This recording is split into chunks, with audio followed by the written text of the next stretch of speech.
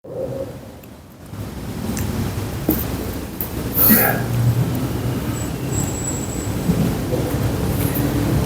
billahi minasyaitonir rajim. Bismillahirrahmanirrahim.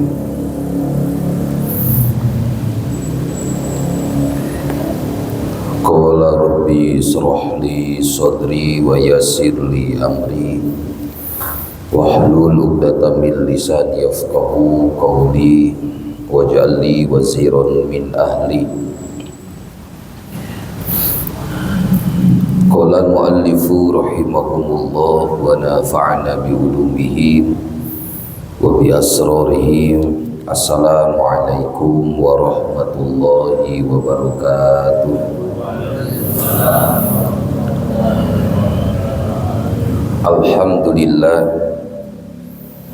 Alhamdulillahil qail wa innaka la'ala khuluqin 'azim. Wassalatu wassalamu ala Nabi bani Hashim Sayyidina wa Habibina wa Syafi'ina wa Qurrati a'yunina wa maulana Muhammadin wa ala alihi wa ashabihi alladhina salaku ala minhajil qawim. Amma ba'du. Yang sama kita hormati dan kita muliakan para asatid, para hujaj, para imam, segenap pengurus Masjid Jami' Al-Imran alladzi lam yuzkar ismuhum, wabil khusus Ketua DKM Masjid Jami' Al-Imran Bapak Ustaz Ruhadi Sanadi, juga kita semua yang hadir, yang mudah-mudahan selalu ada di dalam ampunan Allah Subhanahu wa ta'ala. Puji syukur mari kita panjatkan kehadirat Allah. Salawat beserta salam semoga dawam kepada Rasulullah sallallahu alaihi wasallam, kepada para keluarganya, para sahabatnya, para tabi'in, para tabi'in sampai kita selaku umatnya.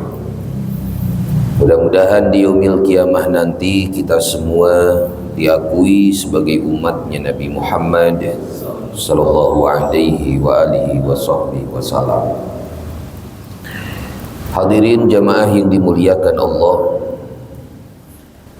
sebelum kita melanjutkan kembali kajian ta'lim di dalam Ilmu Fikih dalam saluran mazhab Imam Syafi'i, terlebih dahulu mari kita bersama-sama membaca suratul Fatihah, bertawassul kepada sahibul kitab, bermohon dan berdoa kepada Allah. Mudah-mudahan kita semua selalu diberikan sehat walafiat, umur yang barokah, dan bisa selalu istiqomah dalam menjalankan seluruh perintah Allah Subhanahu wa ta'ala. A'udzu billahi minasyaitonir rajim. Bismillahirrahmanirrahim. Walidamil baliyati wal munkarati wal bida'il waqi'ati fi darina wa ghairiha min jami'il bala'il muslimin wa li jalbi salamati wal afiyati lana fi abdanina wa dinina wa dunyana wa akhiratina ma'al qada'i li hawaijina wa tafriji li humumina wa gumumina wa li qabuli jami'i hawaijina wa maqasidina.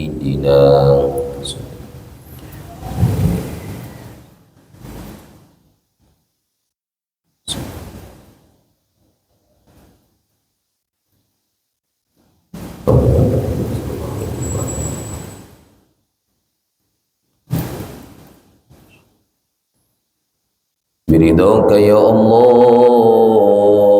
ya Allah, ya Allah, bihaqqil Fatihah.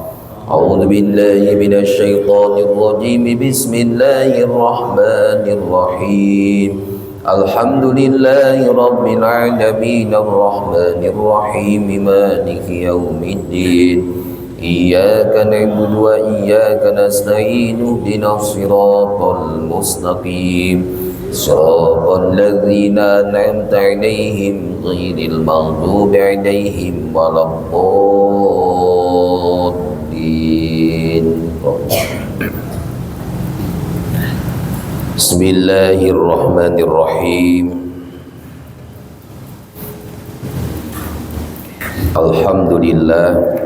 Alhamdulillah wa syukurillah ala nikmatillah. Di malam yang mulia ini kita bisa kembali hadir bersilaturahim, bermuajahah, melaksanakan kewajiban kita kepada Allah, hadir di rumahnya Allah, melaksanakan ibadah yang mulia, yaitu hadir di majlis ilmu. Mudah-mudahan dengan selalu istiqomah hadir di tempat yang dimuliakan Allah dalam melaksanakan ibadah yang mulia, di yaumil qiyamah nanti kita semua tercatat sebagai hamba-hamba yang akan mendapatkan kemuliaan dari Allah Subhanahu wa taala. Hadirin jamaah yang dimuliakan Allah, melanjutkan kembali kajian taklim kita di dalam ilmu fikih dalam saluran mazhab Imam Syafi'i. Di pertemuan sebelumnya dibahas bahwa makruh kita dalam melaksanakan ibadah, baik saat sholat, begitupun saat kita berwudu, termasuk saat kita menjalankan mandi besar dan bersuci yang lainnya, yaitu tarku syai'in min sunaniha, meninggalkan kesunahan-kesunahannya. Kalau dalam sholat makruh meninggalkan kesunahan sholat, baik sunnah hayat, sunnah ab'ad, sunnah mu'akkad. Begitupun pada waktu melaksanakan mandi besar, makruh kita meninggalkan kesunahan-kesunahan dalam mandinya, sebagaimana yang sudah kita bahas. Termasuk pada waktu kita menjalankan wudu, makruh kita meninggalkan kesunahan-kesunahan wudu, sebagaimana yang sudah kita bahas di minggu-minggu sebelumnya.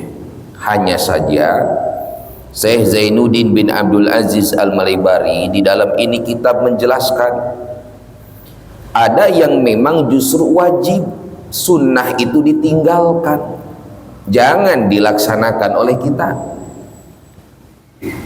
Seperti apa? Waliyaktasir hatsman ala wajibin wa yajuju wala yajuju taslisun wala ityanu sairus sunnah wala ityanu sairis sunan. Wajib hukumnya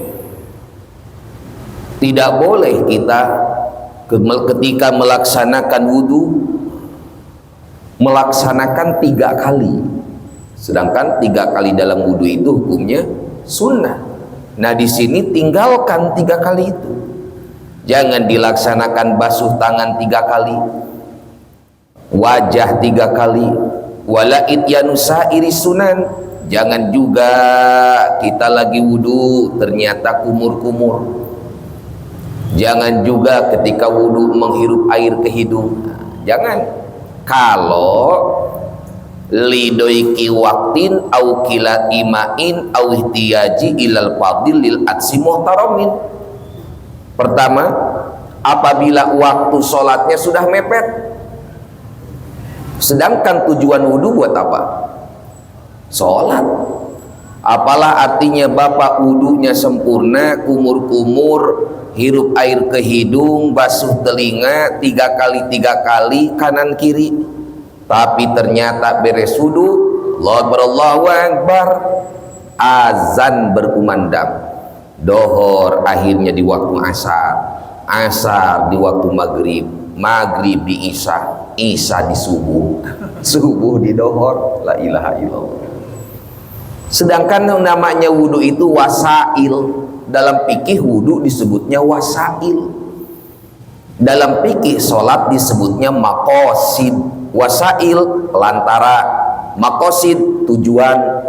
Orang tujuannya wudhu itu buat sholat, kenapa dia wudhunya malah disempurnakan, akhirnya sholatnya di luar waktu. Sedangkan dalam Al-Quran sholat itu kitabam mauquta, diwajibkan di waktunya. Dohor ya harus waktu dohor, tapi dalam kondisi tertentu. Bapak tidur siang, koelulah disebutnya, tidur sunnah tuh. Nabi sering koelulah. Nah maka kita pun sempatkan tidur siang jam 10, setengah 11. Itu tidurnya orang-orang sukses, tidurnya orang-orang kaya. Kenapa? Malamnya kurang tidur, tidurnya 3 jam, tidur jam 11, bangun dia jam 2, jam 3, tahajud karena malamnya kurang tidur, siangnya tidur lagi. Tapi wajah-wajah bapak ini kan malamnya itu udah kenyang tidur masalahnya, maka koelulahnya jangan. Orang udah kenyang, koelulah itu ditaksis bagi mereka yang memang malamnya kurang tidur, kayak Imam Bukhari karena tahajudnya 400 rakaat. Kayak Sayyidina Utsman bin Affan memang 2 rakaat, tapi kita tahu rakaat 1 15 juz, rakaat 2 15 juz, hatam. Kita bangun malam jam 2 kencing. Mending kalau tidur lagi balik ke kamar, di kamar mandi tidurnya. Saking ngantuknya dia. Nah, misalnya mudah-mudahan jadi doa, bapak ini ahli tahajud. Seneng bapak ini dibela, nanti juga saya jatuhin pak, biasa jagoan diangkat-angkat gitu. Nah malamnya itu kita tahajud, bangun jam 2 sampai datangnya mau azan sekarang 4.17 ya, berarti jam 4 lebih 7 udah berhenti tahajudnya, ada 10 menit, gunakan istighfar. Wal mustaghfirina bil ashar, surah Al-Imran itu. Dan juga beristighfar mereka di waktu sahur, waktu menjelang subuh, istighfar perbanyak. Nanti siang harinya karena malamnya kurang tidur malam bangun lebih cepat, maka jam setengah 11 tidur setengah 11, bangun jam 12, seger badan menjalankan sholat zuhur. Ini mah kebablasan, nggak sengaja nih, nggak dosa. Akhirnya setengah 11 tidur dia, bangun-bangun jam asar 3 kurang 1/4. Bangun berarti dia jam 3 kurang 20, ada 5 menit lagi sholat duhur. La ilaha illallah. Jam 2.40, 5 menit lagi adzan asar, baru bangun dia, lelah dia. Akhirnya wudhu. Nah di sini kondisinya, wudhunya jangan disempurnakan 5 menit. Sholat kita aja 5 menit, otomatis belum dipotong dengan wudhu, yang nantinya sholat kita sebahagian rokaatnya bakal ada di waktu sholat lain. Nah, maka bapak di sini buru-buru ambil air, langsung tumpahkan ke wajah. Belum rata ambil, belum rata ambil, rata udah, jangan ngambil lagi, sekali rata selesai. Memang harusnya 3 kali rata, walaupun dengan 9 kali pengambilan. Yang penting sekali rata selesai, datang ke tangan sekali rata selesai, tangan kiri sekali rata selesai, rambut pun jalankan, telinga, kaki, buru-buru sholat. Usahakan di rakaat yang pertama, kalau sisanya itu hanya tinggal 1 menit atau 2 menit, sholatnya bacalah Fatihah saja. Khawatir baru ruku atau lagi sujud kedua, adzan asar berkumandang, ngulang bapak nantinya. Karena bapak nggak dapat 1 rakaat. Siapapun yang sholat dohor, asar, maghrib, isya, waktunya mepet ketika sujud di rakaat 1, akhir tuh sujud di rakaat 1, ternyata azan berkumandang, kodok, bukan ada. Karena itu melirik hadis Nabi, man adroka rakaatan faqad adroka sholah. Barang siapa yang sholatnya dapat 1 rakaat, dia telah menemukan sholat di waktunya. Maka pas takbir Allahu Akbar, Fatihah langsung. Fil maghdubi alaihim waladdallin, amin. Allahu Akbar, sami'allahu liman hamidah, Allahu Akbar, Allahu Akbar, Allahu Akbar, Allahu Akbar. Nah, rakaat 2 nih. Allahu Akbar, Allahu Akbar. Asa, lanjutin. Bapak tetap dapat sholat dohor di waktu dohor asal dapat 1 rakaat. Nanti di rakaat yang kedua barulah Bapak 2 surat baca. Kalau rakaat 1 rencananya mau baca surat kuliah, rakaat kedua surat kulhu. Karena surat kuliah enggak dibaca di rakaat 1, maka Bapak rakaat 2 baca kuliah dan kulhu. Karena surat itu hanya dijalankan di 2 rakaat itu.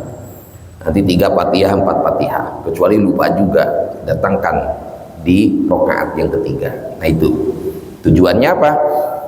Tujuan di sini kenapa wudhu itu diringkas?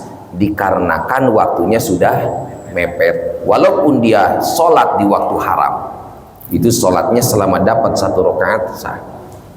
Masih ingat kan ya? Waktu sholat ada berapa? Waktu sholat ada ada tuh, ada 10. Lupa lagi aja ini.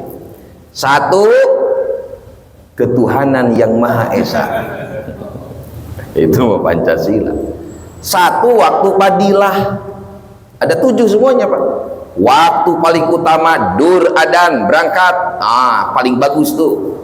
Afdalul a'mal as-salatu li awali waktiha. Amal terbaik sholat di awal waktu. 2, waktu ikhtiar setengah 1 kalau dohor. Beres jamaah pertama, ada jamaah lagi waktu ikhtiar. Panjang waktu ikhtiar sampai jam 1, setengah 2 ikhtiar. Ketiga, waktu boleh tanpa makruh. Jawaz bila karohah. Bahasa kita boleh dan tidak makruh. Sekitar setengah 2 ke atas.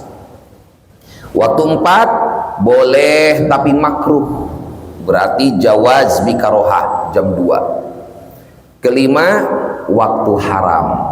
Waktu haram mepet dengan waktu sholat setelahnya. Kalau dohor mepet dengan waktu asar, berarti sekitar setengah 3 lewat. Keenam, waktu udur. Apa waktu udur? Waktu kita sholat digabung. Dohor di asar, asar di dohor, maghrib di isya, isya di maghrib, dengan kondisi kita ada dalam musafir perjalanan 90 kilo.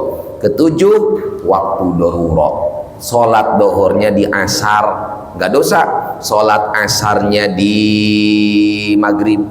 Itu dalam kondisi seperti dia menolong orang yang kalau tidak ditolong bisa meninggal. Atau waktu darurat di sini seperti anak kecil yang balik.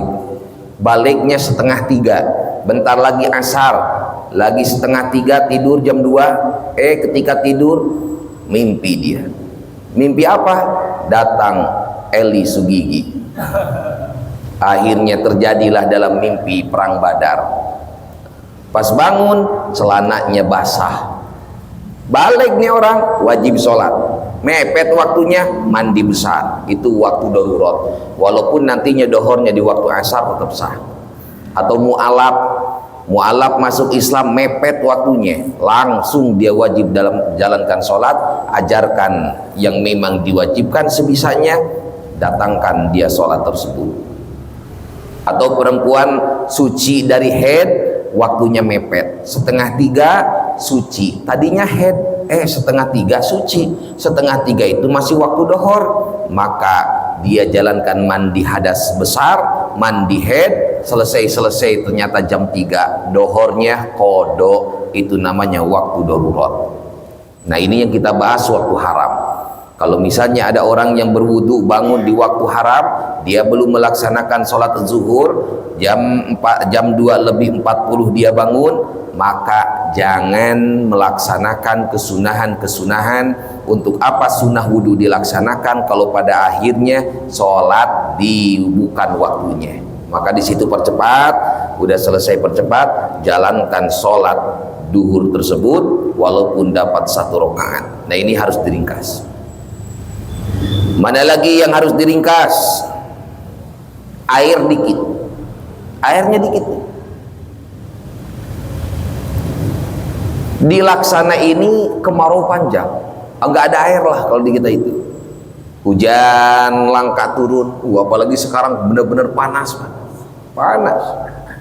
Maka panas kayak begini, Bapak kalau yang suka ngerokok nggak perlu pakai korek, Pak. Gesekin aja rokoknya ke batu, insya Allah patah rokoknya, Pak. Nah kita misalnya diuji sama Allah, dikasih paceklik panjang, kemarau panjang, akhirnya air susah, ada air pun sedikit, itu pun bantuan dari pemerintah misalnya. Air ini kalau dipakai buat wudhu, nanti kalau dipakainya sempurna otomatis bakal habis sama dia. Sedangkan jamaah yang lain pun mau wudhu, maka haram di Masjid Al-Imron yang airnya sedikit, yang air ini umum wakafnya untuk semua jamaah, dihabiskan sama dia. Ini 3 kali rambut, telinga, kaki. Sedangkan yang lain ngantri sama mau wudhu. Akhirnya ketika mau wudhu airnya habis. Nah dalam kondisi tertentu, waqtasir hatman alal wajib, dia harus meringkas, jangan melaksanakan kesunahan-kesunahan wudhu, cukup yang wajibnya saja, dan jangan melaksanakan taslisun 3 kali dalam pembasuhan. Itu bisa menghabiskan air yang otomatis jamaah yang lainnya tidak kebagian wudhu. Termasuk apa? Awih taja ilal fadlil asim wa taram. Bisa dia berwudu dengan itu air. Bagaimana nasibnya ayam, nasibnya kambing, nasibnya sapi, minumnya gimana? Wudu masih bisa dengan alat yang lain, tayamum namanya. Sedangkan kalau kambing nggak minum, mati dia. Ayam nggak minum, mati dia. Ayam suka minum kan ya? Minum. Kadang ada juga ayamnya ngopi, Pak. Ngopi itu ayam. Nah ini karena mereka itu muhtaram, makhluk yang dimuliakan oleh Allah. Walaupun kita ibadah wudhu itu luar biasa pahalanya, tinggalkan kesunahan. Ala kadar lah wudhunya pakai air segini aja, Pak. Bisa nggak wudhu pakai air segini? Bisa. Gimana caranya, Ustadz? Kalau air banyak jangan. Kalau kondisi sulit kayak kemarin misalnya lagi hajian, 6 juta orang, Pak, itu numpuk melaksanakan tawaf. Ada yang di barisan 2, barisan 3 berdesak-desakan. Tawaf yang biasanya kalau di bawah 20 menit jadi 3 jam tawaf doang. Luar biasa. Belum cuaca, AC, angin, kipas. Yang bengek mah susah lah, Pak. Akhirnya masuk angin kentut, batal. Tawaf harus dalam kondisi suci, bingung dia mau wudhu. Gimana wudhunya? Harus nyari kamar mandi. Kamar mandi mending kalau tahu tempatnya. Belum jauh, belum ngantri. Tayamum aja nggak boleh. Jangan tayamum. Bawa air biasa segini. Ada air yang biasanya dibawa semprotan. Semprotin badan itu. Datangin semprotin. Kalau enggak disemprot dituangkan. Tuangkan, misalnya Bapak di kondisi tertentu nih, tuangkan, datangkan ke wajah, tapi jangan diangkat, tempel terus sampai rata. Nah, ambil lagi, datangkan ke tangan, tempel terus sampai rata. Jangan begini, datangkan ke tangan, diangkat, jangan, tempelkan terus. Begitupun tangan kiri, jangan diangkat. Rambut, telinga, kaki, lanjutkan tawaf. Atau kalau bukan lagi tawaf misalnya apa? Bapaknya lagi di ya sama. Lagi misalnya lagi demo, misalnya ada ya pernah kejadian. Cuman sayangnya kebanyakan pakai airnya air minum. Sah Ustaz, sah sebenarnya. Ya rumu min haitsu ghairla min haitsu huwa. Setiap air yang air itu dikhususkan buat minum, haram dipakai bersuci. Jangan kalau udah ngaji fikih ini, jangan cebok dengan air aqua. Air buat minum jangan. Jangan cebok dengan air buat minum, jangan. Wudu dengan air buat minum, jangan. Mandi besar dengan air buat minum. Karena ini air musabbal di surbi, udah beda airnya, bahkan udah masuk kimia segala mungkin. Buktinya apa? Ini bertahun-tahun robah enggak? Enggak berubah. Coba kalau air hujan, air suci hanya 7, enggak ada air aqua. Apa aja yang 7? Al-ma'ul mator, air langit, hujan, air sumur, sumber mata air, air sungai, air laut, air embun, air salju. Nah, itu boleh cuma 7. Di luar yang 7 nggak boleh dipakai bersuci. Walaupun air langit turunnya warna merah kayak darah, pakai wudu sah. Walaupun bapak gali tanah ternyata tanahnya asin airnya, ada yang begitu? Airnya asin, warnanya kuning, bahkan hitam, pakai buat wudu, buat cebok, buat mandi besar sah. Atau bapak ke laut ternyata airnya asin, itu asinnya air laut sudah dari dulu zaman Fir'aun naik ojek itu udah asin pak. Saya nggak mau Ustaz, wudu di air laut asin udah berubah. Orang asin dari sononya, nggak ada orang sengajain datangin garam ke situ, garam aja dari air laut. Nah maka itu boleh, aqua nggak ada. Nah kalau darurat bapak jangan pakai air aqua, ambil cari air keran. Kalau nggak bisa juga mending tayamum. Kadang ada orang kencing tuh, duh pengen kencing lagi nih, gimana ini? Kencing dia, ceboknya pakai air ini sah tapi haram. Yang penting tak berwarna sah itu. Cebok pakai air apapun, mau aqua, mau pit, mau sanqua. Nah, ini saya ngomongin semuanya biar nggak disebut lagi apa? Promo. Oh Ustaz aqua, bukan. Mau pit, mau sanqua, terserah airnya apapun itu, selama tidak ada warnanya pakai cebok, ceboknya sah tapi haram. Pakai mandi, mandinya sah tapi haram. Yang nggak boleh itu yang nggak sah kalau udah berwarna. Berwarna itu kayak jadi Fanta, ceboknya pakai Fanta, Coca-Cola. Wih, aku orang kaya Ustaz, maka cebokku pakai Coca-Cola misalnya. Insya Allah 3 hari dia tidur di gemrongin semut dia. Nah jangan. Nah ada misalnya lagi demo atau lagi banyak orang nggak tahu kita lagi di mana, masih memungkinkan bisa dengan air, kemudian airnya dijatah. Pak mohon maaf kalau mau wudu airnya segini, sah. Yang penting airnya itu air yang memang bukan dimusabalkan. Udah pakai sama kita, caranya kayak tadi, sekali rata tangan kanan tangan kiri rambut, lalu jalankan sholat tanpa i'adah, tanpa harus mengulang kembali sholat. Emang ada orang yang sholatnya harus mengulang? Ada. Sholat wajib, ngulang wajib. Apa contohnya? Sholat wajib di waktu itu, ngulang juga wajib. Apa contohnya?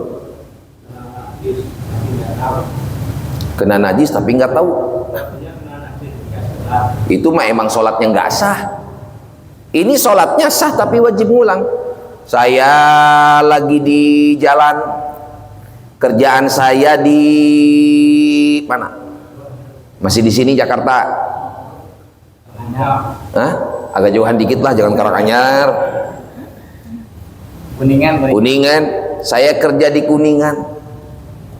Datang dari Kuningan ke rumah saya di Laksana berapa kilo?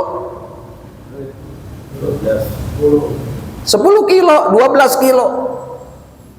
Naik kita mobil, macet, maghrib, macet luar biasa. Mau ke masjid di mana?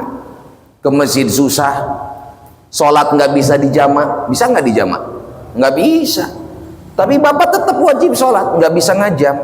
Ya Allah, maghrib nih malah macet lagi nih, nungguin 6:30, nungguin jalan lagi dikit, jam 7 kurang 1/4.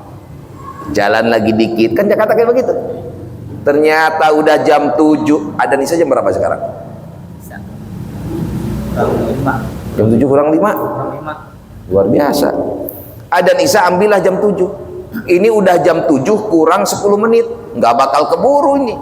Nyari masjid jauh, nggak tahu juga tempatnya di mana. Bapak di mobil wajib tayamum. tayamum. Wajah udahlah ceritanya, nyari lagi tangan kanan tangan kiri, sholat. Usolli fardhu maghrib salasa raka'atin mustaqbilal Ka'bah li hurmatil waqti. Wajib itu. Saya niat sholat maghrib 3 rakaat karena menghormat waktu. Allahu Akbar. Sambil duduk, nggak perlu sambil di luar, Pak. Jangan. Assalamualaikum warahmatullahi. Assalamualaikum warahmatullahi. Nyampe rumah jam 8 maghribnya wajib qada. Wajib dilaksanakan sholatnya di waktu itu, maghribnya pun nanti wajib qada. Kalau nggak sholat di waktu itu dosa. Nggak ada sholat maghrib di waktu isya, maghrib ya waktu maghrib. Kecuali boleh digabung kalau dalam kondisi perjalanan 90 kilo. Tapi kalau perjalanannya tidak 90 kilo nggak bisa digabung. Maka bapak harus sholat maghrib tetap di tempatnya. Sholatlah sebisa kita, selesai sholat sebisa kita, datang kita misalnya di rumah, ternyata sudah isya jam 8, kodokkan sholatnya. Niatnya kayak tadi. Jelas? Ayo. Yang wudhu ketika wudhu kita waktu udah mepet, ketika selesai wudhu, ternyata ada sholat berikutnya. Itu wudhunya diulangi atau wudhu yang tadi ada? Wudhu pakai air. Ya, yang tadi waktu udah mepet, kalau wudhu kan nggak berumur, nggak usah ini, gitu aja. Saya koelula, ternyata bangun jam 2 lebih 40. Sedangkan asar jam 3 kurang 1/4, ada waktu 5 menit. Masalahnya Ustadz, itu waktu yang 5 menit saya melaksanakan wudhu. Emang wudhunya alhamdulillah nggak dipakai kumur-kumur, karena tahu keterangannya wudhu itu wasail, sholat itu makosid. Apalah artinya melaksanakan wudhu sempurna, pada akhirnya ternyata sholatnya dohor di waktu asar gitu. Ketika melaksanakan wudhu selesai mau sholat, ternyata baru ruku, itidal, Allahu Akbar gitu. Bagaimana hukum sholatnya? Sholatnya jatuh qada. Dalam satu pendapat, dia sholatnya jadi nafil mutlak, dia wajib niat ulang. Usolli fardhu zuhri 4 rakaat mustaqbilal Ka'bah, adaan, ternyata nggak nyampe 1 rakaat, jadikan nafil mutlak, balik lagi usolli fardhu zuhri 4 rakaatin qadaan. Masalahnya wudunya. Apakah wudunya itu boleh dipakai sama dia dijadikan kodok di waktu asar? Boleh apa tidak? Itu wudu tetap sah, tetap boleh. Karena wudu di situ selama tidak ada yang membatalkan dia dalam wudunya, jangankan dipakai dohor, pakai asar boleh. Atau belum batal juga, pakai maghrib lagi boleh. Enggak batal juga, pakai isya boleh. Enggak batal juga, pakai subuh. Wudu dohor dipakai subuh, ada enggak? Misalnya boleh, kecuali tayamum nggak bisa. Pardon li pardin, naflan li naflin. Kalau kita bertayamum di waktu zuhur, asar berkumandang, wajib dia bertayamum lagi sholat asar. Maghrib berkumandang, wajib dia bertayamum lagi di waktu maghrib. Itu tayamum. Karena tayamum harus dilaksanakan masuk waktu, nggak boleh di luar waktu. Ini kan masih dohor, maka dia menjalankan wudhu dohor. Ternyata asar berkumandang, wudhu itu boleh dipakai kodok dohor, boleh dipakai ada asar, nggak batal, sah wudhunya. Cukup. Posisinya gini motor. Kayak ini jam 5 macetnya. Dulu aja Pak, buka macet nggak bisa, macet parah gitu, kita tengah-tengah. Alasan aja ente. Itu gimana? Apa yang kita ajam dulu? Saya kalau di rumah pasti nyampe ajam wajib. Saya naik motor beda sama mobil. Sholatnya sholat apa ini? Saya mau sholat maghrib pulang jam 5. Biasanya jam 6:30 itu nyampe rumah. Ternyata mungkin ada apa, akhirnya macet total parah. Ini tempat saya nggak tahu masjid di mana, musola di mana, sedangkan saya lagi di kendaraan di motor. Maka melaksanakan sholatnya nunggu akhir dulu. Memungkinkan nggak ini maghrib ada di rumah? Pasti Ustaz, cuman agak telat, masih wajib, cuman ajam dulu. memungkinkan dia sholatnya di rumah, maka dia jalankan sholat maghribnya di rumah walaupun di akhir waktu. Nggak bisa dengan sholat dihurmatil waktu, karena yakin bakal nyampe ke rumah. Yang penting bagi dia yang pasti nyampe di rumah masih waktu maghrib, tapi sholatnya bakal akhir, wajib bisyartin ayyazama, dia harus ngajak, ya Allah ini macet, kayaknya nyampe rumah bisa-bisa jam 7 kurang, ini mepet isya.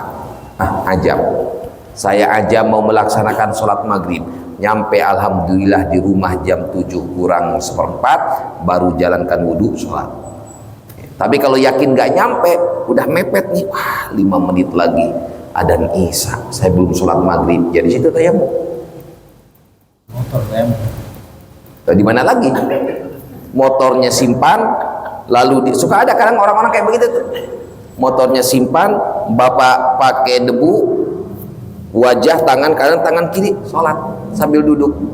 Kalau tidak memungkinkan, jangan lagi apa?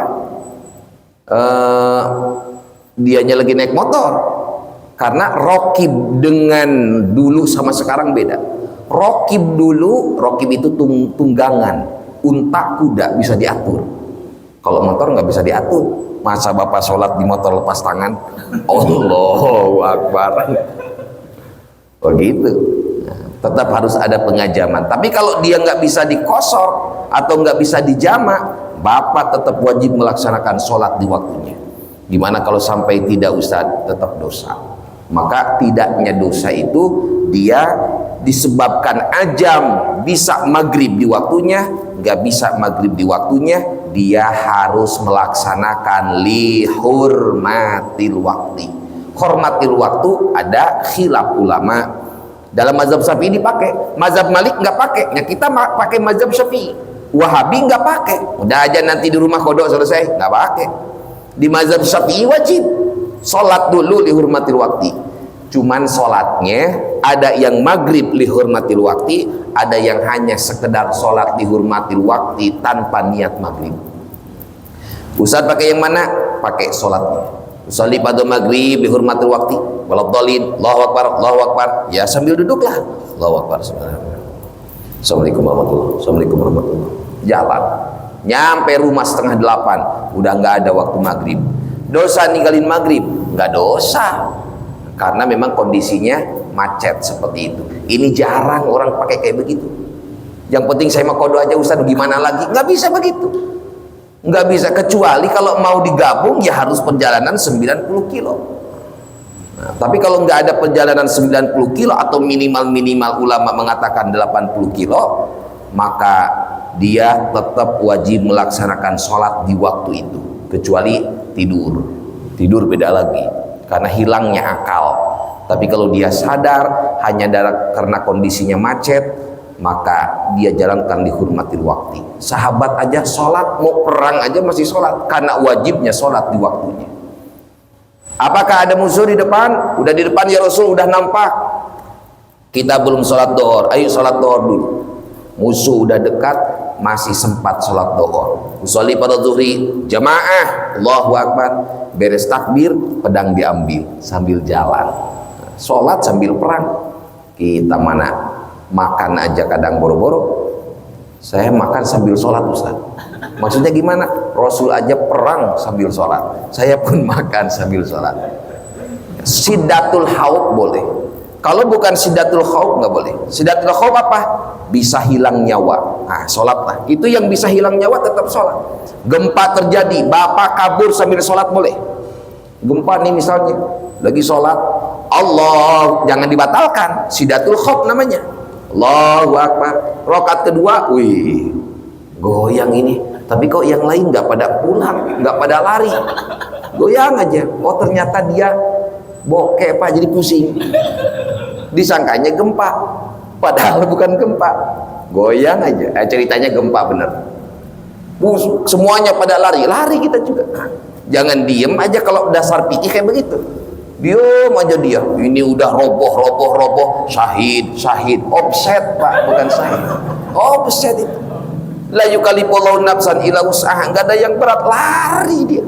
Atau kebakaran api sudah di depan, lari. Sambil sholat dia jalankan, lari. Bahkan ulama sebagian mau dibatalkan, terserah, urusannya hilang nyawa. Setiap urusan hilang nyawa, ad-darur yuzal, yang membahayakan hilangkan, tinggalkan. Gitu. Jelas? Ada lagi? Nah. Dan ada juga yang memang disunahkan oleh kita untuk ditinggalkan kesunahan. Nah, ini bukan wajib.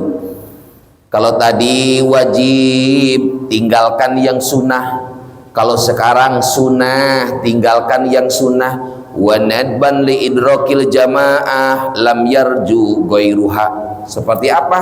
Seperti li idrakil jamaah, kita menemukan sholat berjamaah. Yang berjamaah itu lam yarju ghairuha, tidak bakal ada lagi jamaah yang lain. Contoh, di Al Imron ini laki-lakinya hanya ada 40 atau 50 lah. Semuanya udah ke masjid, tinggal bapak sendiri yang telat. Qomat berkumandang, bapak wudhu, lagi wudhu dengar qomat, ya Allah, qomat. Kalau udah qomat, bapak sedang wudhu, wudhunya percepat. Kenapa percepat? Sebab berjamaah di Al Imron cuma sekali. Kalau berjamaah yang pertama selesai, gak bakal lagi ada berjamaah, kecuali ada sampai 2 sampai 3. Nah, maka kita yang sedang wudhu sunnah meninggalkan kesunahan-kesunahan. Beda sama yang tadi. Yang tadi wajib, kalau ini sunnah. Sunnah waktu wudhu kumur-kumur, tinggalin sunnah. Sunnah waktu wudhu menghirup air ke hidung, tinggalin sunnah. Karena kumur-kumur hukumnya kan sunnah, menghirup air ke hidung hukumnya sunnah. Sholat berjamaah hukumnya apa? Wajibnya apa? Wajibnya apa? Fardu kifayah. Kalau Imam Ahmad bin Hambal fardu ain. Berjamaah mau laki-laki mau perempuan fardu ain. Kalau sholatnya nggak berjamaah, ada yang datang sendiri nggak sah, Imam Ahmad bin Hambal. Kalau kita fardu kifayah, asal di Al Imron ini jangan sampai kosong orang yang sholat berjamaah, walaupun hanya 2 orang saja, maka yang lain masyarakat tidak dosa. Tapi kalau Al Imron ini kosong, subuhnya, dohornya, asar, maghrib atau isya, maka semua masyarakat Al Imron berdosa. Termasuk misalnya ada ustadz di situ, tetap berdosa. Nah, itu fardu kifayah. Imam Ahmad bin Hambal fardu ain, Mekah, Madinah fardu ain, walaupun di rakaat yang terakhir. Kenapa fardu ain? Ijtihad Imam Ahmad, Nabi melaksanakan sholat subuh nengok ke depan. Nah, itu ijtihad. Dilihat sahabat sholat subuh, kok sedikit amat ini yang sholat subuh. Kata Nabi apa? Asyahidun bulan, bapak anu mana? Nggak ada ya Rasul. Asyahidun bulan, bapak anu mana? Nggak ada ya Rasul. Asyahidun bulan, si anu, nggak ada ya Rasul. Bilang ke mereka, kata Nabi, kalau besok dia nggak ada lagi sholat berjamaah, kalian bawa kayu, ikat rumah mereka, bakar. Itu kalau dipakai pas sama kita, kebakaran tiap hari, bakar besok. Di sini jadi istihad kata Imam Ahmad, sholat berjamaah fardu ain, walaupun di rumah sakit, dia lagi sakit sadar, temenin dia. Allahu Akbar, saudara itu beres qomat berjamaah sholat Imam Ahmad. Walaupun di rumah wajib berjamaah, kalau enggak berjamaah sholatnya tidak sah. Nah, kita para mazhab Syafi'i, mazhab Hanafi, mazhab Maliki fardu kifayah. Fardu kifayah ya tetap fardu wajib. Sedangkan kumur-kumur apa tadi? Hirup air ke hidung, basuh telinga, basuh tangan, wajib. Bapak sunnah aja dari tadi. Kumur-kumur sunnah, basuh air, menghirup air ke hidung sunnah, berjamaah fardu. Idza ta'arradul fardu wal mandu fal fardu muqaddam. Di mana bertolak belakang harus dipilih, wajib apa sunnah? Wajib harus didahulukan. Apalagi dalam berjamaah menemukan takbiratul ihramnya imam, ini pahalanya luar biasa. Ada seorang ulama namanya Syekh Jalaluddin As-Suyuti. Dia seorang al-hafiz, hafal hadisnya 250.000. Itu 250.000 hafal Syekh Jalaluddin As-Suyuti hadis. Kita boro-boro 250.000. Paling kita hafal hadisnya 2 kan ya? Paling 2. 1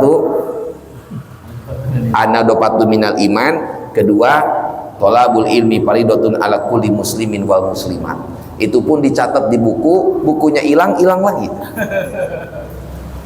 Kata Syekh Jalaluddin As-Suyuti yang hafal 250.000 hadis, orang yang menemukan takbir imam maka dosanya diampuni.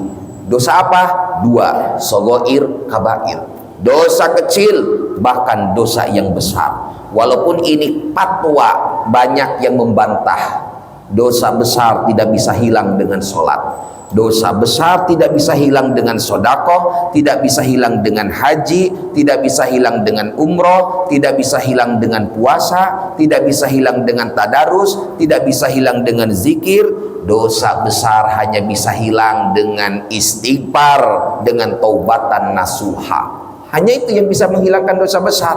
Dan itu pun nggak boleh sembarangan istighfar. 3 harus terjalankan. 1 harus takrir bilisan, istighfarnya terdengar telinga. Astagfirullahaladzim, astagfirullahaladzim. Nggak boleh dalam hati. 2 nadam bil qalbi. Apa nadam bil qalbi? Datangkan rasa sedih, rasa nelongso, rasa menyesal, akhirnya dari hati naik ke dibag, ke otak, turun air mata. Bisa nggak kita istighfarnya meneteskan air mata? Susah.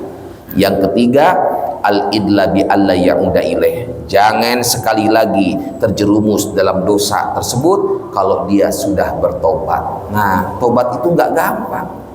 Kadang orang sekarang menyepelekan dalam tobat. Lah, sekarang saya buat dosa Ustadz, nanti malam saya mau tobat, selesai. Bisa nggak tobatnya? Sedangkan tobat itu memenuhi syarat, salah satunya dumu'u ain. Maka sebagian ulama mengatakan orang yang tobat nggak meneteskan air mata, itu tobatnya belum dianggap sah. Maka apalagi hati kita yang keras. Tobat jangan sekali, istighfar jangan sekali. Nabi saja sehari istighfarnya sampai 100 kali. Kalau belum malam ini netes air mata, minggu depan mudah-mudahan tiap hari tobat bisa netes. Belum bisa minggu depan, sebulan tobat belum bisa, 2 bulan belum bisa, 1 tahun belum bisa, 5 tahun baru netes air matanya, maka gugur dosa-dosanya di hadapan Allah. Itu. Nah, maka saking luar biasanya menemukan takbiratul ihram imam, sampai-sampai ketika wudhu pun tinggalkan yang sunnah-sunnah. Jelas? Ada bertanya sama sini? Itu lam yarju ghairuha. Maka di mana menemukan sholat berjamaah yang memang tidak diharapkan ada lagi berjamaah yang lain, ketika menjalankan wudhu, jalankan yang wajibnya saja. Sunnah dia meninggalkan yang sunnah, nggak wajib sebenarnya. Kecuali yang jangan ditinggalkan apa? Dalkun jangan, Pak. Kalau kumur-kumur masih boleh kata ulama, menghirup air ke hidung masih boleh. Tapi kalau dalkun, tahu dalkun? Gosok-gosok. Kalau menggosok wajah, menggosok tangan, usahakan jalankan walaupun waktu mepet, karena badan kita nggak ada yang tahu. Kerja kita di luar panas-panasan, kemudian berkeringat, lama-kelamaan keringatnya mengering, jadilah keringat yang mengering dalam bahasa Jepang namanya daki. Tahu daki? Ternyata itu daki bisa mencegah air nempel dengan kulit. Sedangkan wudhu harus nempel. Jangan sampai di kuku ada cat, jangan sampai di tangan ada salon pas. Kita mau melaksanakan wudhu, jangan sampai ada lakban yang nempel di kaki. Akhirnya tidak nyampe air dengan kulit, tak sah nanti wudhunya. Nah, maka digosok, ambil air. Walaupun itu sunnah, tapi dalam beberapa mazhab wajib. Kita itu kalau wudhu mazhab Syafi'i enak sebenarnya Pak. Boleh wudhu begini, buka keran, diemin aja. Jadi tangan kayak bos aja Pak. Ini rambut. Atau misalnya dicelumin bak wudhunya,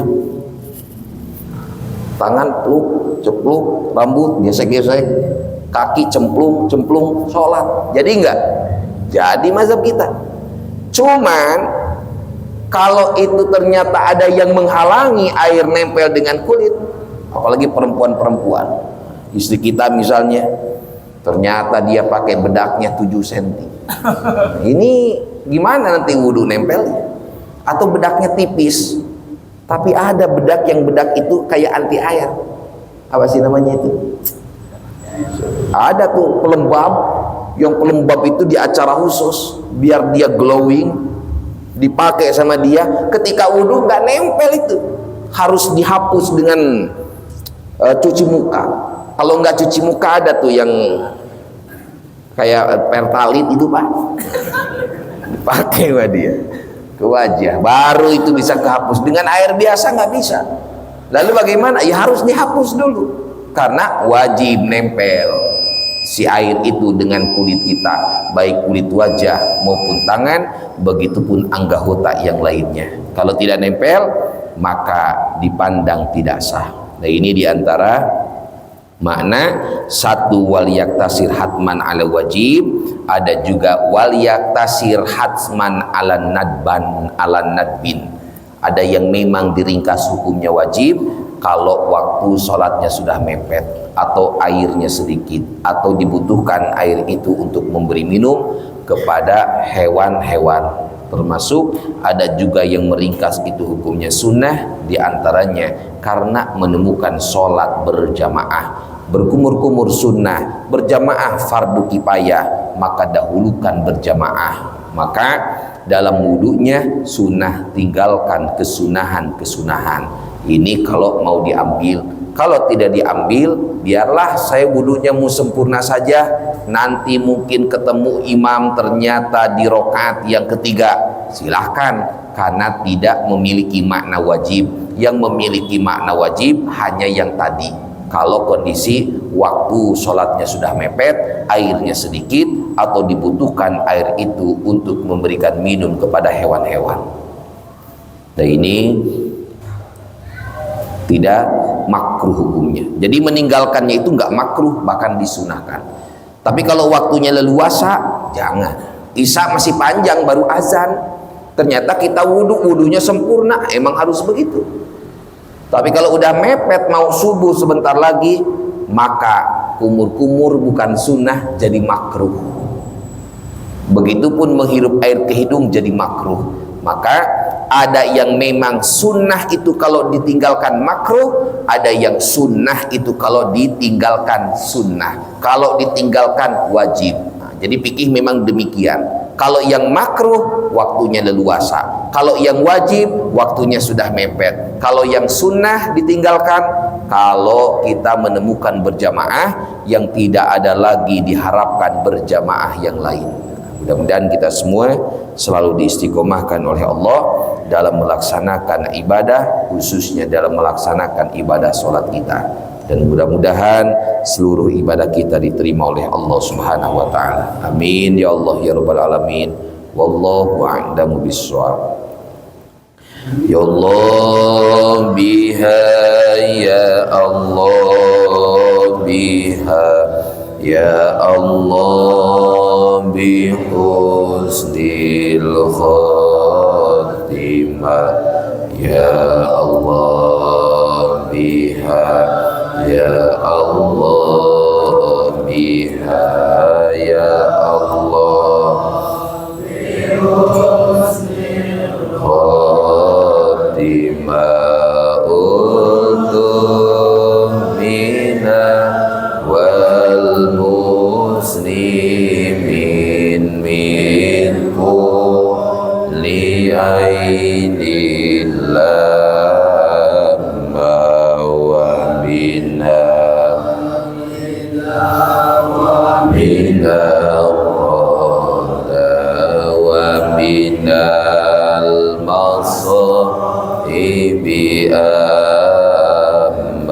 Astagfirullah ya jalal wa ikram Allahumma salli wa sallim bil awwalin wal akhirin wa tabaraka wa ta'ala sadatina rasulillah ajma'in. A'udzu billahi minasyaitonir rajim. Bismillahirrahmanirrahim. Alhamdulillahi rabbil alamin hamdan syakirin hamdan na'imin hamdan yuafi ni'amahu wa yukafi mazidah. Ya Rabbana lakal hamdu kama yanbaghi li jalali wajhikal karimi wa 'azimi sultanik. Allahumma salli ala sayyidina Muhammad wa ala ali sayyidina Muhammad. Allahumma inna nas'aluka ilman laduniyan wa amalan sholihan wa rizqan halalan wa khairan katsira wa syarran ba'idan bi rahmatika ya arhamar rahimin. Allahumma la taj'al fina syaqiyan wa la mahruma waj'al sayyi'atina sayyi'ati man ahbabta wa la taj'al hasanatina hasanati man abghadta. Allahumma inna nas'aluka husnal khotimah. Allahumma inna nas'aluka husnal khotimah. Allahumma inna nas'aluka husnal khotimah wa na'udzubika min syarril akibati wa su'il khotimah. Rabbana taqabbal minna innaka antas samiul alim wa tub 'alaina innaka antat tawwabur rahim. Rabbana atina fid dunya hasanah wa fil akhirati hasanah wa qina adzabannar. Sallallahu ala sayyidina Muhammadin wa ala alihi wa sahbihi wa sallam. Bi fadli subhana rabbika rabbil izzati amma yasifun wa salamun alal mursalin walhamdulillahi rabbil alamin. Assalamualaikum warahmatullahi wabarakatuh.